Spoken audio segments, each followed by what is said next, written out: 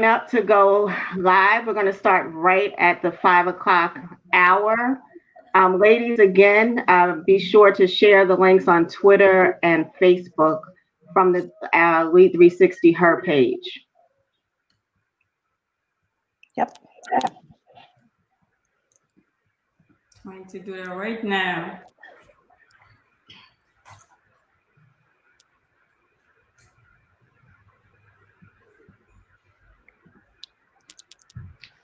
Okay. Well, good day and welcome to LEAD 360 Her LeaderCast, focus on women innovating in technology and communications. My name is Dorinda Walker and I am the head of women's programming for LEAD 360. In case you're wondering what the brackets are around her, they represent our desire to uplift, protect, and to create a space for powerful Black women in leadership. We launched our first LeaderCast last month, and the fact that 100% of the surveyed respondents said they would refer a friend and believed the content was relevant to their experience as a business professional, that tells us that this content is relevant and of value to Black women in leadership. I'd like to acknowledge and give a special thanks to Dr. Eric Walton, the founder of LEAD 360, for his visionary leadership in creating multiple streams in a space where Black professionals can develop and thrive. For those of you who are not familiar with LEAD 360, it's a professional development organization dedicated to the advancement of Black middle managers and senior leaders. I encourage you to go to the website at lead360win, that's WYN.org, to learn more and to join our tribe. Today, we'll focus on the intersection of technology and its impact on communications by hearing from leaders who are innovating in those industries. And if you feel this content would be relevant to your social networks, please share the live stream link on Facebook or Twitter. And be sure to tweet any good nuggets you hear using the hashtags LEAD360her and Win Anyway. Now let's get to it. I'd like to introduce my guests, three dynamic and trailblazing women who are unapologetic in leading change. Candi Castleberry Singleton, Vice President of Diversity Partnerships, Strategy and Engagement at Twitter. Edwige Robinson, Vice President, Engineering Services for Xfinity Mobile, Retail and Convergence. And Sandra Appiah, co-founder and president of Panagenius Inc. Ladies, welcome. I'm so glad to have you on today. Thank you. Great to be here, Dorinda. So I'm going to start with Candi. Briefly tell us about your role and the work that you do. So my role was created in April of 2019. I was the former head of IND. So to distinguish that, my role, the head of IND at Twitter is Delana Brand. I am Candi Castleberry. I am responsible for diversity partnership strategy engagement. And basically that is the external relationships, the large organizations that represent diverse communities that use Twitter.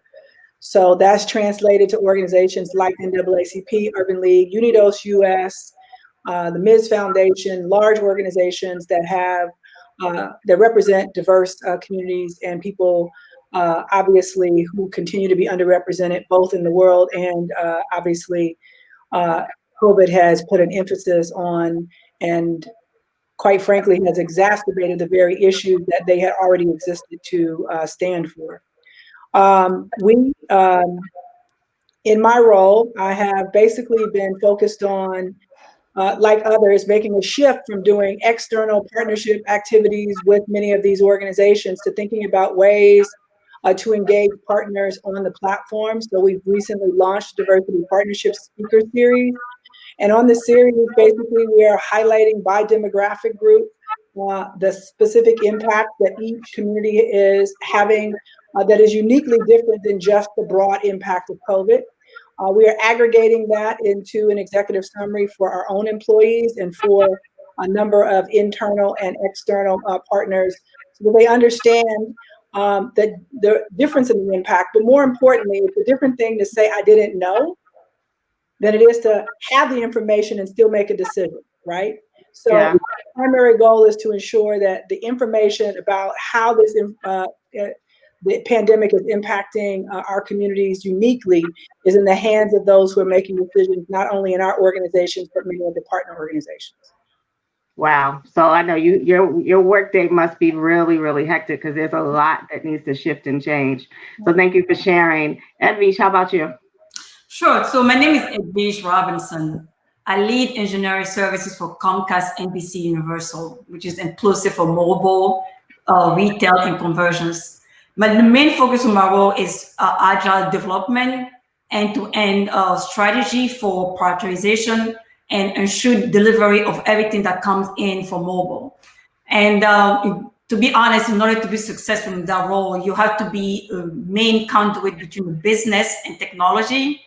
And having a blend of technology on my background is like the perfect role. And having a negotiation background as well, it has helped me kind of like get everybody aligned and getting from the competitive stakeholder attitude to basically, working together as a partnership. So I have a big team. As of last year, actually, we completed about 217 feature and enhancement and about 11,000 user stories. So my team wanted to make sure I convey that. Like, hey, convey what we have done. So 11,743 user stories have been developed and delivered as part of Xfinity Mobile for the last 3 years. So it has been a very amazing role. Thank you. Well, congratulations to you and your team. That's significant. Thank you. Sandra, how about you? Hi, Dorinda. It's great to be here. I am an entrepreneur who is really passionate about the global Black narrative, telling the Pan-African narrative. And it has been projected that over the next 50 years, about half of the world's population growth will come out of Africa. And I believe that that is going to mean so much to the world in terms of how, brands, how to effectively target Black consumers around the world, but also in terms of having platforms that are intentional about empowering Black communities around the world. And so I am the co-founder and president of Panagenius, and we are a digital media company that is using technology and content to inform, connect, and empower people of African descent around the world while helping brands effectively target and impact those communities. I'm really happy to be here. Wow, ladies, you all are doing great work. So on behalf of LEAD360 and everyone viewing this LeaderCast, I want to thank you for the tremendous contributions you're making in the field of technology and communications.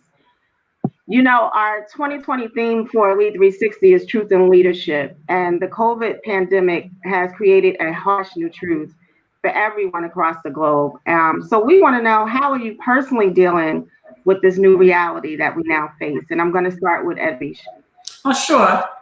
So to be honest, the first 3 weeks were very difficult for me because I'm very social person. I like to be around people.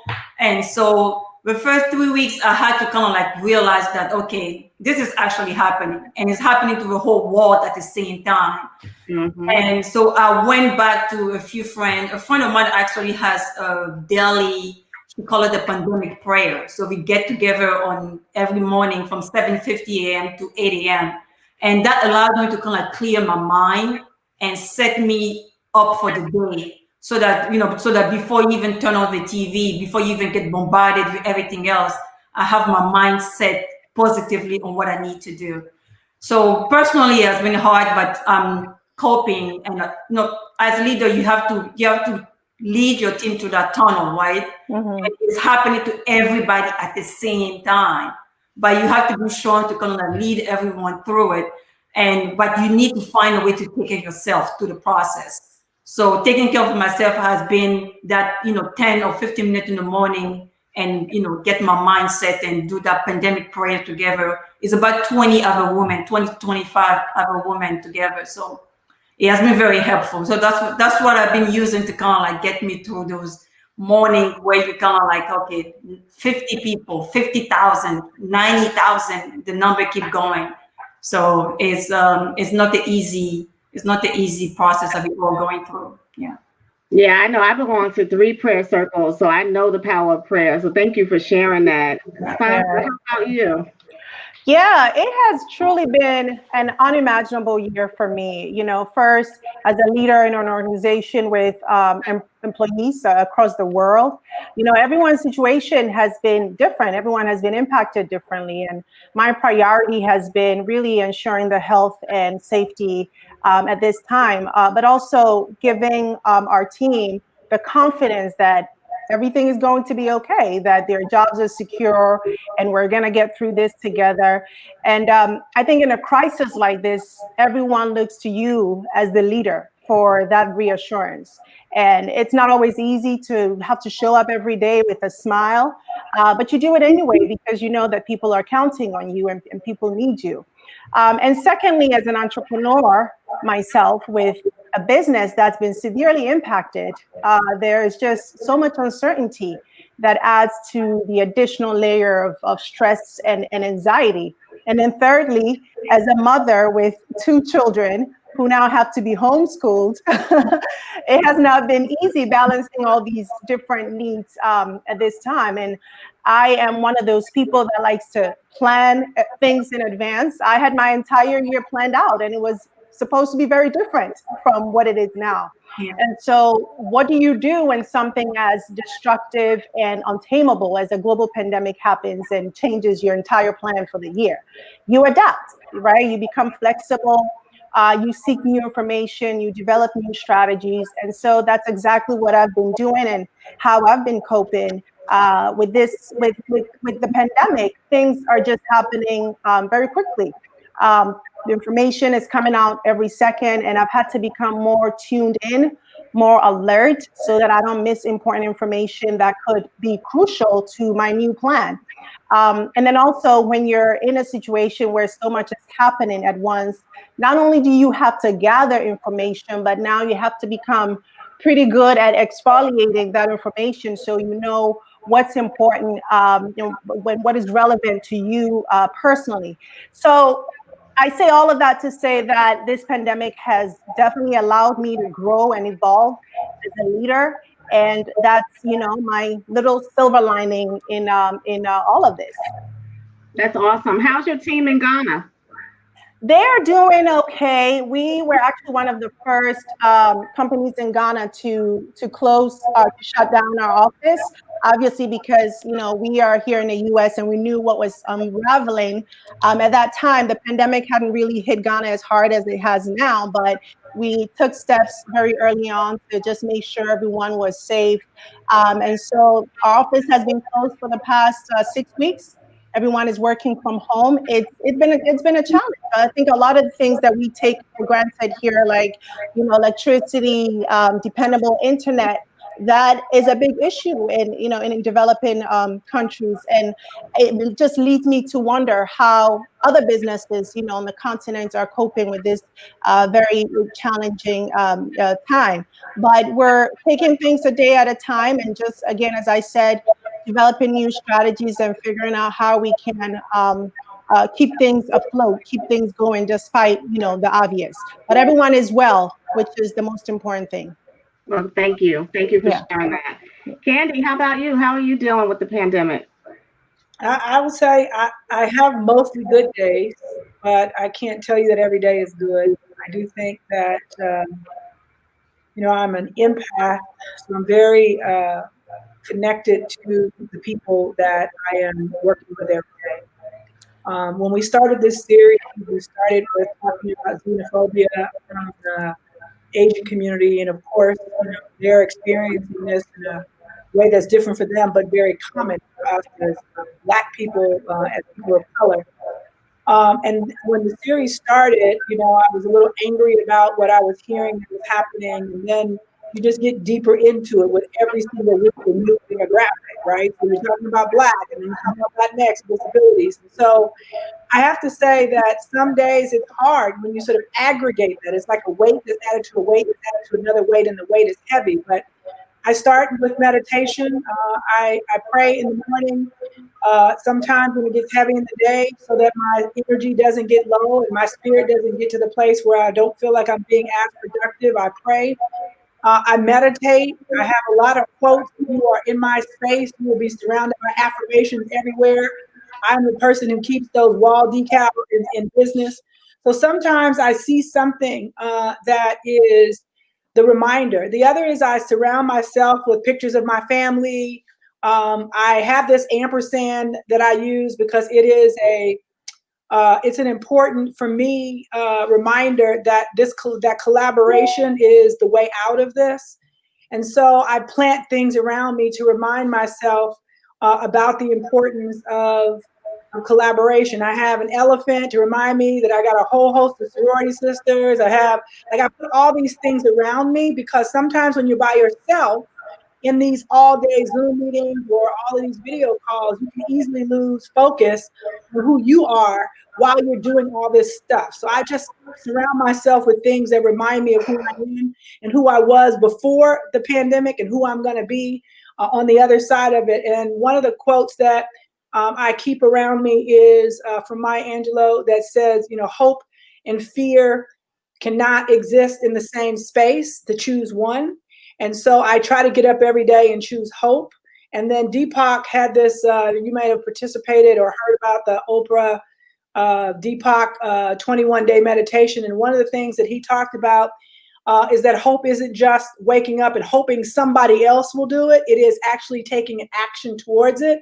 So I surround myself with these things. I have all these affirmations around. I talk to all these people. I pray, I meditate, I exercise. There's so many virtual workouts, like in a way that you would have never been able to find them before. So I try to take advantage of those. And so I just try to make sure that in spite of all the sad, terrible things that are happening, that I do things to keep myself whole so that I can be better to serve others.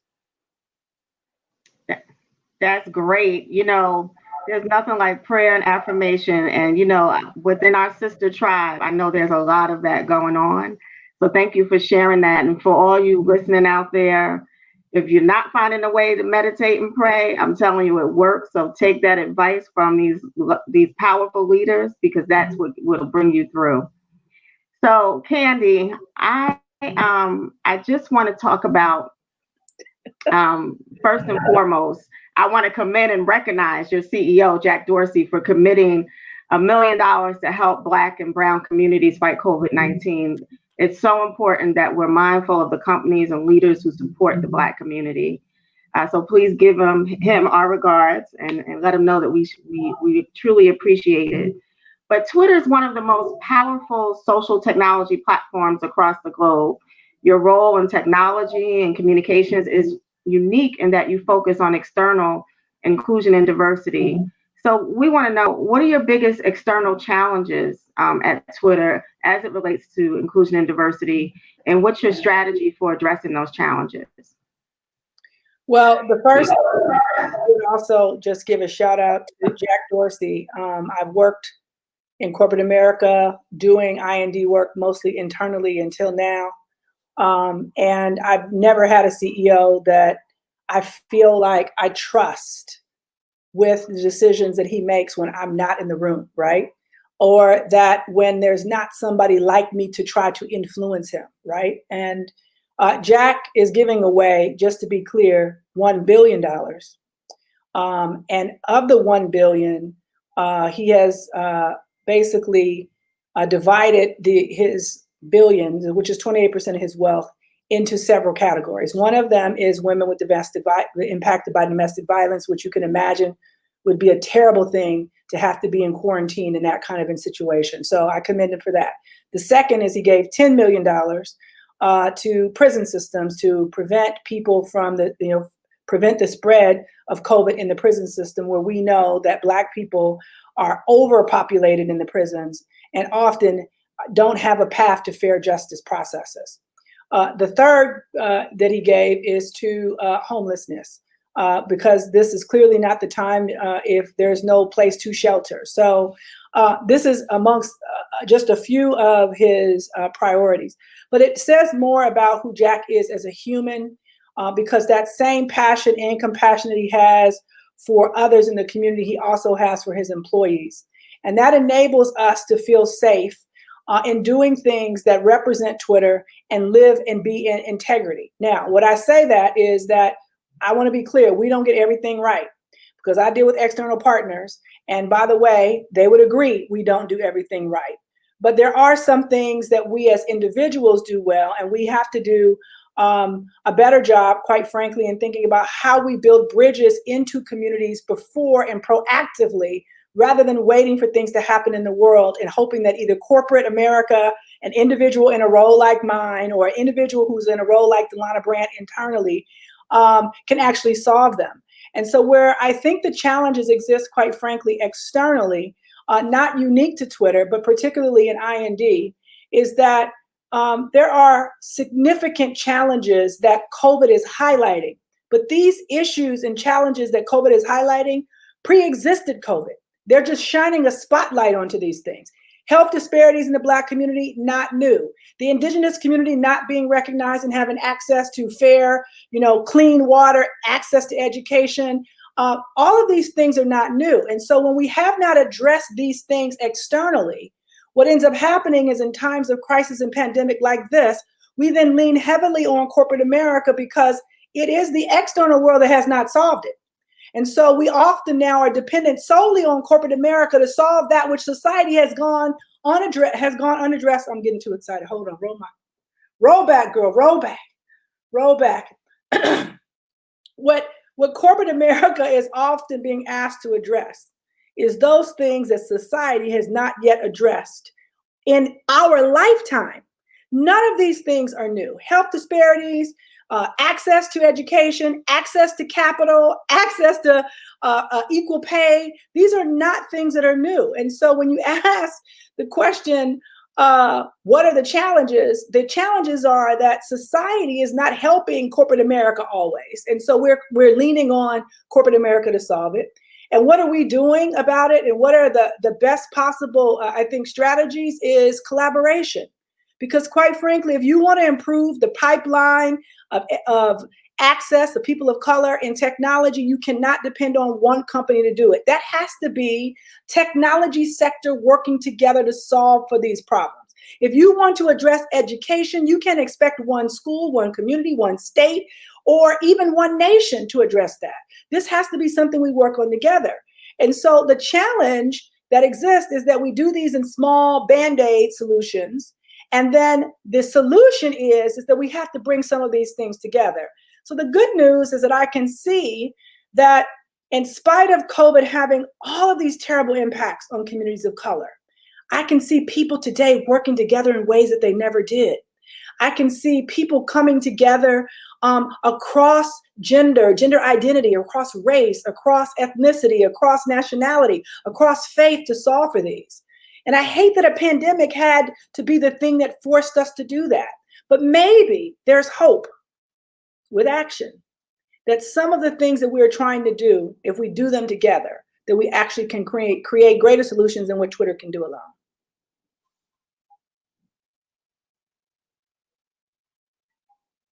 About having hope, because what I do think the pandemic, an outcome of the pandemic has been, is that we are becoming more unified in some areas. And so I'm hopeful that we can band together and really drive some innovative change and solutions. So thank you for those comments, because they really hit home for me. Edwige, your team is focused on mobile technologies with Xfinity, with a huge mission of owning the technology processes, contributing to building and maintaining technology between business partners, product owners, and supporting organizations. What are the biggest challenges you and your team face in ensuring that your partners remain satisfied, and how are you addressing those challenges?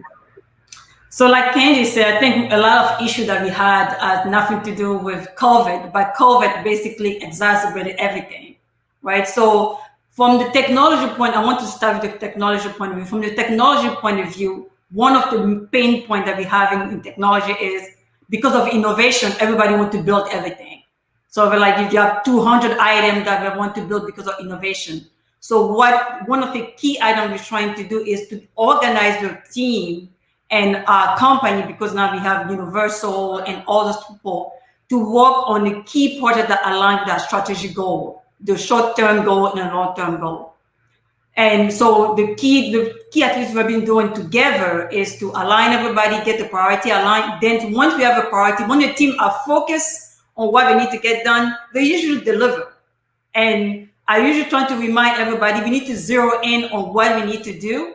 And then from that point, we can decide what technology we want to apply in order to deliver the customer experience and agent experience to our coverage area. But as far as COVID, the pain point of accounting right now is, you have to decide if you want to pay your phone bill or your cable bill versus buying food or, taking care of your family. So Comcast had basically allowed a lot of teams to sustain some collection that we were doing before. We kind of stop a lot of things because we want to give some kind of relief to people so that they can not only be expanded broadband, we extended some of the capacity for broadband from each home. So people that have, for example, Internet Essential are not able to get a better coverage than we would have, because now everybody's at home. So in addition to Internet Essential, we're providing additional broadband coverage to our subscriber. And we're also allowing people to use the service, and then we suspended, for example, collection for 60 days, 60 to 90 days. So people don't have to worry about the phone bill or the cable bill for the next 60 to 90 days. So at the very heart, those are the key challenges that we're kind of working on. How do we support our customer base in this environment where they need broadband, because that's why they need to work from home. That's why they need to continue to keep it without that being a showstopper to help them. So the feedback has been tremendous. In fact, that we suspended, collection for 60 to 90 days. It helped a lot of people, because now, instead of worrying about your cable bill, buy some food to put on a table for your family. Instead of worrying about the cable bill, maybe pay for your electricity bill so that you won't be in the dark. Because a lot of people are not having the same at-home experience that a lot of us. A lot of people are lucky to have their home, two family income, and a lot of people are not going through the same experience. So we have been really, really trying hard to see what we can do to help, aside from our corporate challenges that we have, but how can we also help our subscriber base?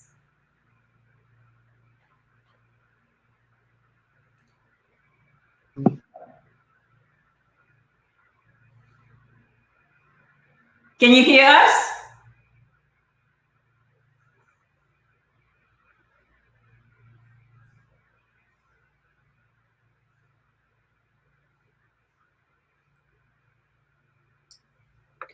I think we lost her. But I'll just add that I think, this is where collaboration could happen, right? So imagine one of the things that Jack did do was he also gave $1 million towards students, for students in Oakland to have access to laptops, right? So imagine if corporations decided that we were going to support communities together, right? And that if you could combine laptops with internet, then suddenly you actually done something that's impactful. Because without internet, right, the laptop isn't as resourceful as it is with that combination. So that's the kind of things that I feel like are missing. And a lot of the equations is that people are doing their things that are amazing. They can be exceptionally more powerful if they're combined. Now your name is something that's not. Lady, sorry about that. No, we've switched places.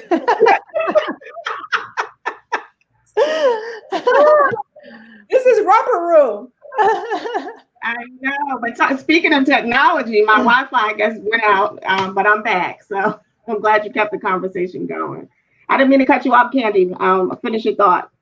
No, I was done. I was just filling in. Thank you. Edwige, Thank you for that. I just want to quickly add, I really love what your CEO is doing as well. I know he's been in Africa for a while and has been exploring, you know, opportunities and what he can do there. And I'm really excited to see what he develops. So, you know, I'm really interested in learning more about his plans for the continent, because we definitely need that energy and passion and innovation. So just wanted to add that. Yeah. We're excited about it too. And because Edwige he believes in it. Yeah, he's doing great work. And Edwige, I just want to commend Comcast, because there's so many school children who wouldn't have access to their schoolwork without the extended broadband. And hopefully you guys, you know, can continue to make sure that, you know, all children or all rural neighborhoods have access to it. So thank you for that, for sharing what you're doing, and for letting people and the companies stand on, you know, letting people feed themselves versus pay their cable bill, because, you know, it's hard to prioritize right now because there's so many competing things going on. So thank you for sharing what your company is doing. I think it's really important. Sandra, you are unapologetically bold in proclaiming that Panagenius is the fastest growing, forward-looking, mission-driven company building and operating the most admired, impactful, and authoritative digital media and tech platforms for an increasingly connected and global Black audience. And you say representing a new Black America, Yes. is a bold claim, multi-ethnic, educated, curious, and enterprising. Absolutely. So what has been your biggest challenges as a global tech startup, and how have you addressed those challenges? Yeah, absolutely. I'm going to speak from the perspective of the Black or minority female entrepreneur, right? And my top 3 challenges have been the same that I hear from, you know, other minority entrepreneurs when we're all in the same room, and that is access, access, and access for the 3rd time. 3 things: access, access, and access. And I know, you know, Candi touched on that a little bit, but that is so important. And that access could mean anything: access to capital, access to resources, access to mentorship. You could have a great idea or vision, but without access, it would be just a dream forever, right? And that's what I see happening with a lot of entrepreneurs within our community who are eager and passionate and have great ideas, but just can't get it going or can't grow it to a certain level because they don't have that access. And when you think that minorities are starting businesses in this country faster than any other group, but the percentage of venture capital that goes to them is less than 3%. 3%. So you kind of have to think about what that means. How are we getting the resources that we need to grow our businesses? But there's a bigger problem here when it comes to the topic of access. And I think, as someone with the unique story of being African born and living the African American experience of being Black in America, I've been exposed to how these systemic barriers foster the intergenerational cycles of inequality and poverty and social immobility that we tend to see within Black communities, or even just communities of color.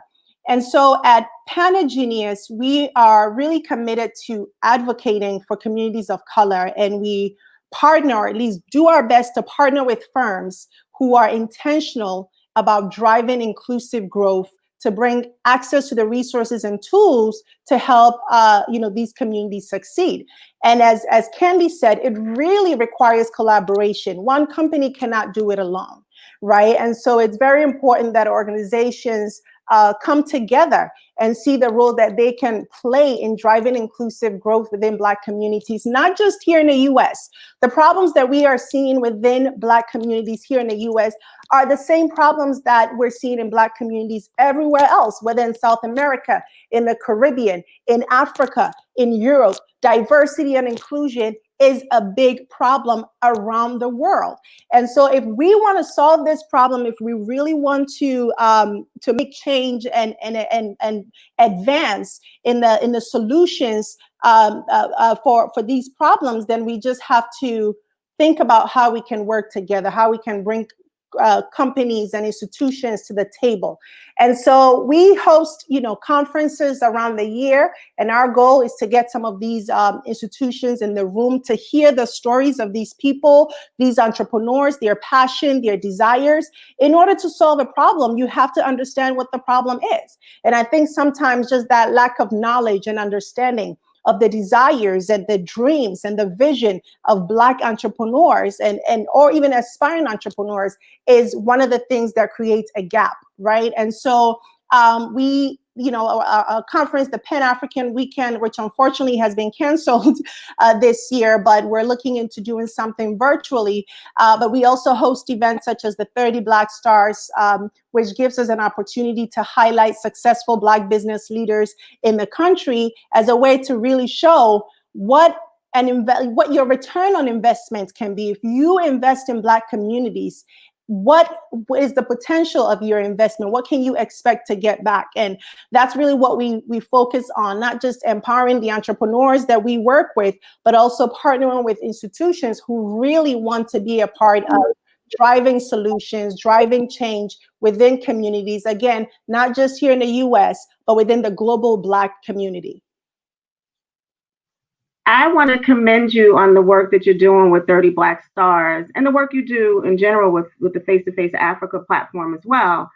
Because a lot of times we hear from corporations that they can't find Black talent. Yes. That, there's not a pipeline of Black talent. Yes. And you're helping to dispel that myth, like, here's the Black talent, you're just not looking for it. Yes, they are everywhere. And the thing with Black talent, as we see their stories, I mean, they overcome so many challenges to get to where they are today, right? Their stories are so inspiring and so unique. And all they want is just opportunity, access, right? And so if we can just invest more in Black people and Black talent, it benefits every organization more than they can ever imagine. And so I'm super proud of that initiative. And Dorinda, thank you so much for your support, over the years with just Panagenius as well as 30 Black Stars. You're welcome. Happy to support, happy to be a part of it. So I'm going to take a few questions from viewers before we get into the last two questions. And this question is from Chanel Christoph Davis. And she says, we all know that strong, diverse businesses and a diverse supply chain leads to greater employment opportunities within communities of color. Can any of you tell us about your company's supplier diversity efforts?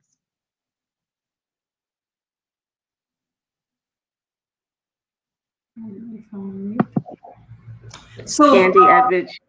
Yes, I can cover at a very high level. So at Comcast, and what we have been doing, we have all those key events where we have all those diverse, either for resource coming in, supplier, and we allowed everybody to kind of like showcase what they can do, and we ensure that before I think there was like a small percentage that was going out, but now it has been increased to a point where everybody gets a chance to the pie. And I usually say the pie is big enough for everyone. We know where the pie comes from, so we can increase the pie and allow everybody that can provide services, whatever the background, whether it is for new developer or if to provide services in the lab, or to even provide services related to cable networks. We want to ensure that all those capabilities are in place and allow everybody to negotiate and also have a seat at the table. So to me personally, when I have several positions open, we open it to everyone. And I want to ensure that there's diverse vendors in the mix of it so that they can get the chance to compete. Because usually it's about appearance, not the appearance, but it's about exposure. Because some people don't even know that things exist to even compete. So you need to make it available to everybody so that they can have accessibility to it. And then more importantly, they can have a part of the conversation. What I'm going to do is I'm going to ask you guys just to send me a blurb and a link to where people can learn more about what your companies are doing around diversity supplier leadership. This next question is from Keisha Brickhouse. She says, Candi, what is Black Twitter? Black Twitter is like a movement, a group of influences, a powerhouse of of individuals that don't have meetings, that don't sort of plan like in a secret society who they're going to be.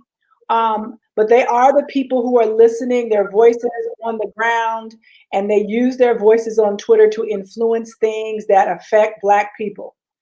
They also use their influence as a group, again, not a group that's an organized group, but to amplify things that should be and to shut down things that shouldn't be.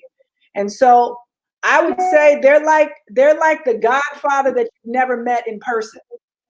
They're like the godparents. They're the people who are watching out for the Black community. They're the voice. And overall, they have the ability, quite frankly, to influence that which happens on Twitter, and quite frankly, which happens off Twitter, that people on Twitter should know about. Awesome. Thank you for that. So, I'm just looking to see if we have any more questions. I don't see any more questions, so I will ask my next question of you ladies. According to a recent National Center for Women in Information Technology study, women of color make up only about 11% of the computing and mathematical workforce in 2019, and Black women only comprising 3% of that total. So it's fair to say that in the tech industry is largely a white man's world. What advice would you give to Black women, or men for that matter, who are struggling to break barriers in the tech industry? And Sandra, I'm going to start with you.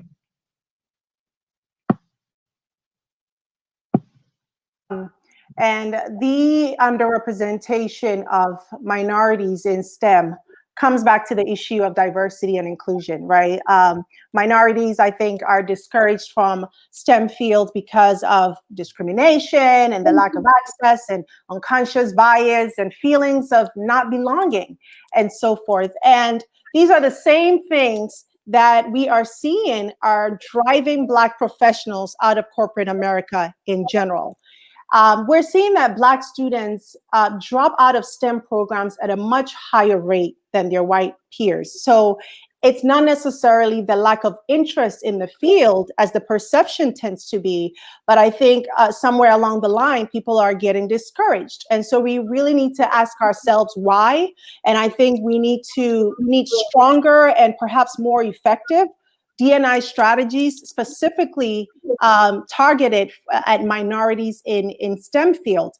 But I think for those in the field, they need that reassurance that despite all the challenges, they can still create their own path. They can find and create their own path and find success in this field. And one of the ways that we can do that is by continuing to put a spotlight on more people like Candi, and Edwige and other people who are succeeding in the industry. And again, for us at Panagenius, that's why we created an initiative like the 30 Black Stars Conference and Awards, where we actually have a STEM category that specifically recognizes Black achievers in the STEM field. And we had some amazing achievers in that category last year. So as I always say, success without exposure really means nothing for us, especially as minorities. So we really must be committed to just sharing our success in our community to help push and drive a new narrative around what's possible for us. Thank you for sharing that. I'm going to ask a follow-up question about success without exposure after the other ladies go, because I think it's an important topic for us to talk about as Black students. So, Candi, I'm going to go ahead and let you respond to the question.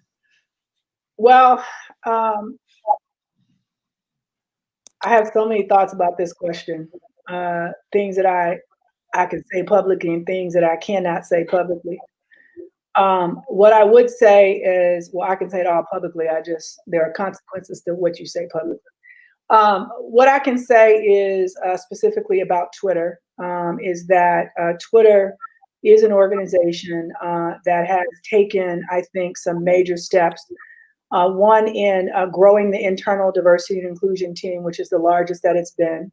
Obviously, the external work that I've mentioned and building external relationships, because oftentimes it's the external partners that can help us to create the bridge to address the barriers that exist in our communities. And then we recently launched a supplier diversity program. Goddess Rivera, if you don't know who she is, you should follow her. Goddess, Godis Rivera, on Twitter. She actually manages the relationships with Black Twitter. So if you think about it, we're thinking about this holistically. One is in the spirit of those who are our users, the biggest users, the influencers, thinking about it from the external partners and community, which would be my work, and then the work that's happening inside. And Twitter has made a commitment for 2025 that we would grow our workforce to 10% Black, 10% Latinx, and 25% people of color, and 50% women. So be clear that that journey is not one that will happen without one accountability and commitment from our organization to make it so. Systemically is the part that I would say I have to sort of tread water on, because, you know, these are bigger issues, right? So when you think about access to education, think about even now the number of students who will be impacted because of the disparities that already existed in education, the things that are going to happen to them, and the impact that will have on their ability to apply for college, to get into college, and be prepared for college. And whether it doesn't almost matter what year they're in, they're losing a whole chunk of education. If parents were intended to be if parents were intended to be teachers, this would have happened a long time ago. And I think hopefully during this time, we have a greater respect for that which teachers actually have to do. So you have systemic issues with education. You have systemic issues with the criminal justice system. You have systemic issues with access to equity and fairness in the way that people are even employed in home. So the things that they can do to either have time, not have to work 2 or 3 jobs, to be able to help their kids. Then you got the systemic issues in how people make selections for everything that they do, whether it's vendors, whether it's who gets to work here, who gets on the interview panel. Like, there's so many systemic things that all of those things together are all factors. So it's not just one answer. I think what we can do, which is why I just shake my head and say this is so big, what we can do is try to focus on those organizations that are committed. Twitter, as an example, is demonstrating that commitment every day by the things that we do.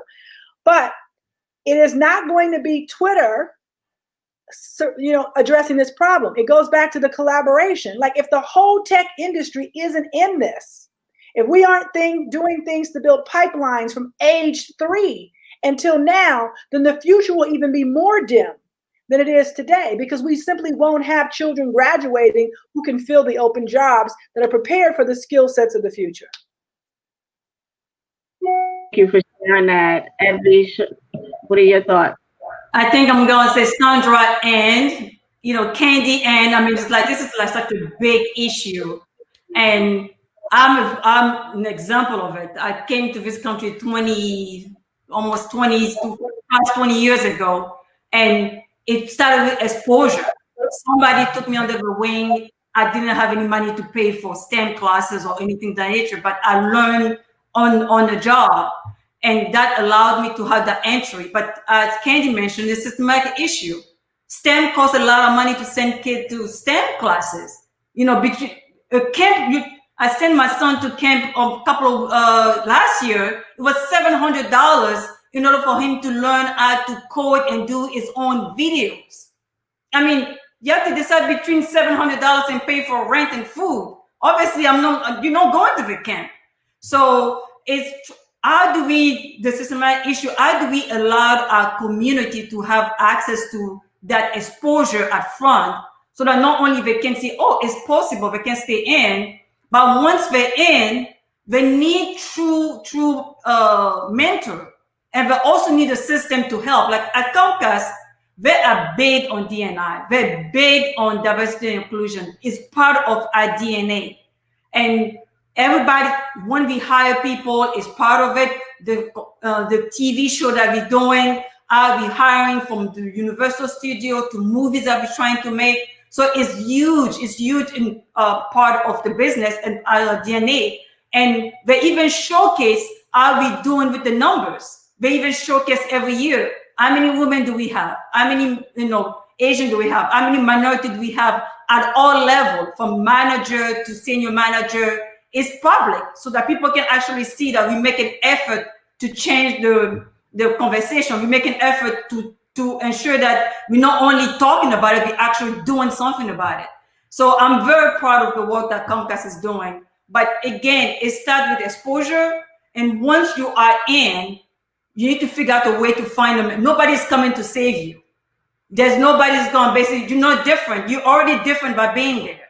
So I'm always advising people that are already in the tech field. First, you can get in easily at being a Scrum Master or doing the agile technology or being a business analyst. You don't have to be a coder to get in. You don't have to be a programmer to get in.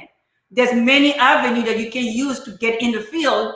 Then when you're in the field, you have access to other information. Because when you're outside, it's difficult to get that data point. But once you're in, you can see the lay of the land and you can see how you can navigate and then get to the next level.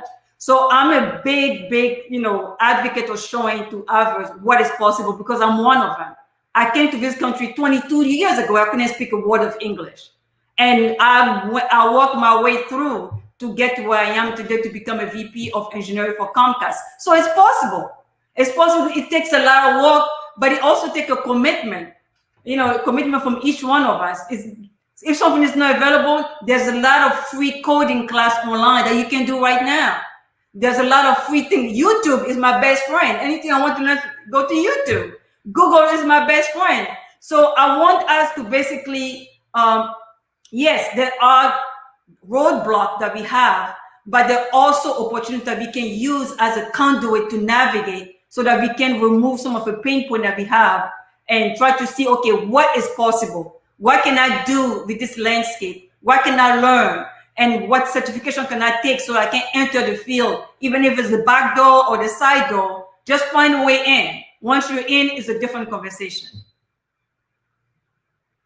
We don't have a lot of time for this, but I will tell you that there's a program in Pennsylvania run by some doctors. So it's like the Gateway, it's called Gateway Society.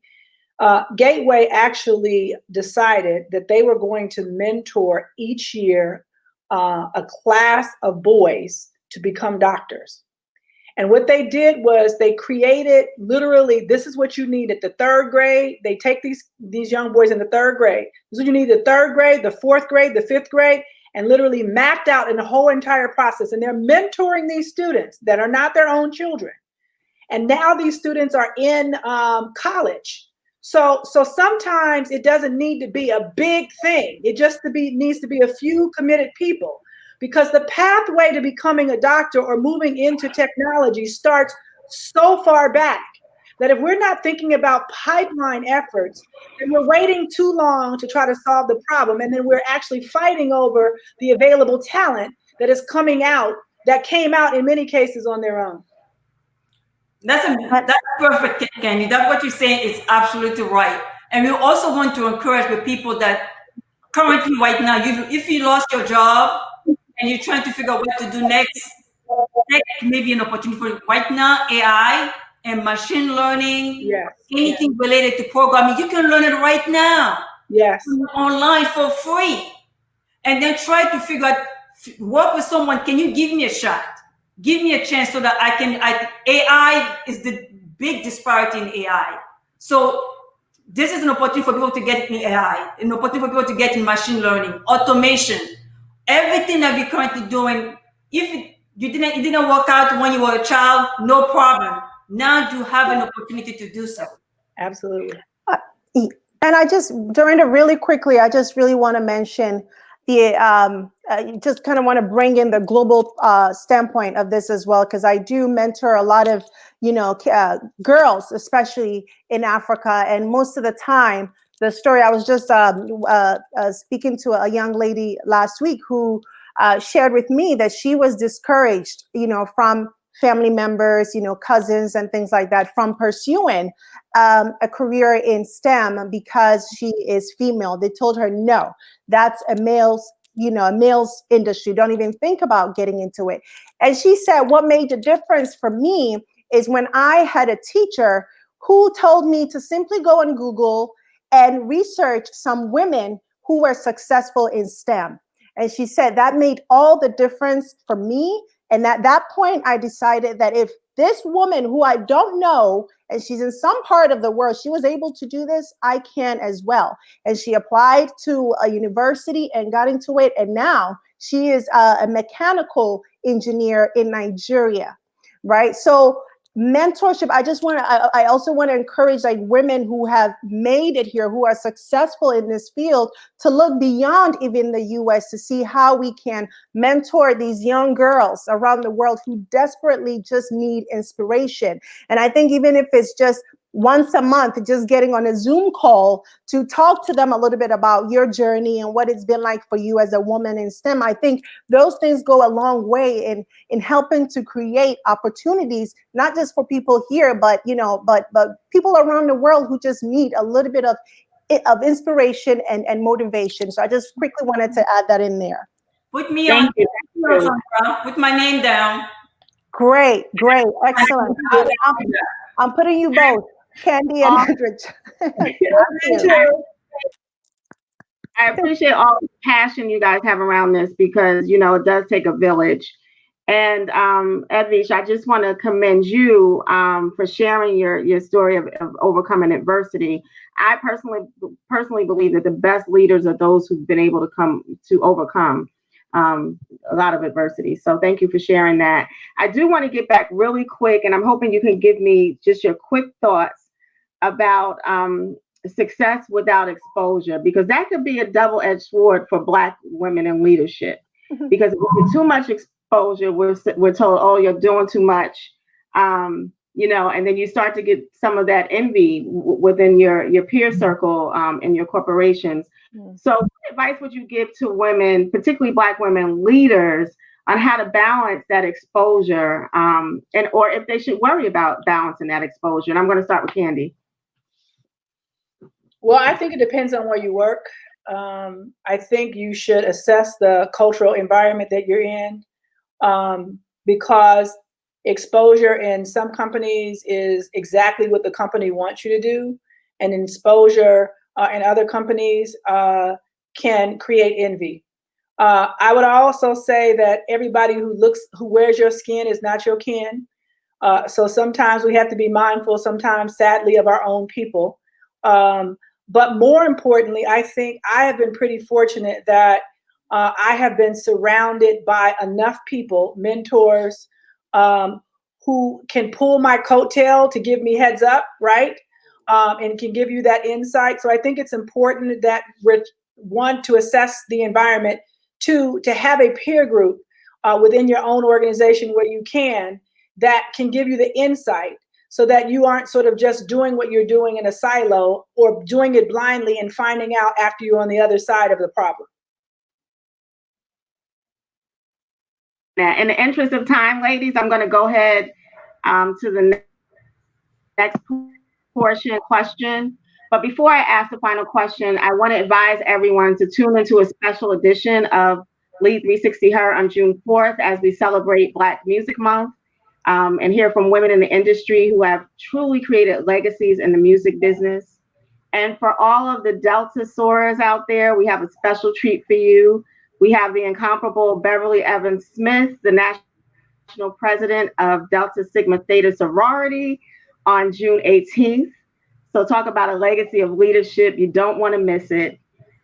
Also, we'll be posting a link to the post survey for this LeaderCast on Facebook and Twitter. And for those of you who registered, we'll email you the link. Be sure to complete the survey so we can ensure that we bring you content and speakers that are relevant to your personal and professional development. And I just want to note, as an outcome of our discussion last month, we'll be hosting a session on the importance of business resource group leadership and influence in August. So keep the feedback coming. Be sure to join our book club that we're kicking off next month. The first 20 women who sign up on lead360win.org/lead360her will receive a free autographed copy of my book, Protected by Purpose. So be sure to join our Lead 360 Her groups on LinkedIn and Facebook, and to follow us on Instagram and Twitter. So ladies, as we close, give me a sentence or two that describes your superpower as a Black woman in leadership. And Sandra, I'm going to start with you. Yes, and that is, I can do all things through Christ who strengthens me. And I can tell you, sometimes when the day is over and I'm laying in bed, at midnight, and just reflecting on what a day I've had, how rough it is, and I just wonder how I was able to get through it. And it's only the strength of God. And I think at sometimes as women, we are under so much pressure to be exceptional at everything, to be an exceptional mother, to be an exceptional, professional leader and wife, and so many other things. But I have come to that understanding that I am not going, it is unrealistic of me to expect to be exceptional at everything and in every area of my life.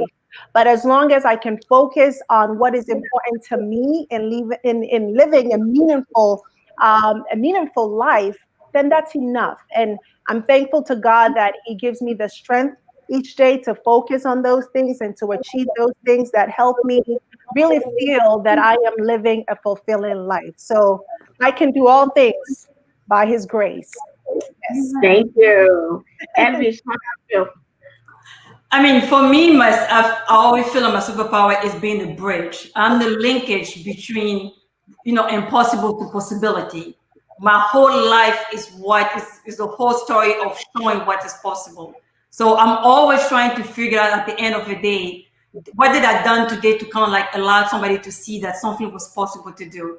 And I know that we don't have enough time, but I want to leave everybody with this. Every day, at the end of the day, what I think about is, whenever in doubt, choose love and gratitude. Yes. Whenever in doubt, choose love and gratitude. And that has served me well, because I would be going to those crazy meetings and I have to remind myself. Whenever in doubt, choose love and gratitude and just walk away.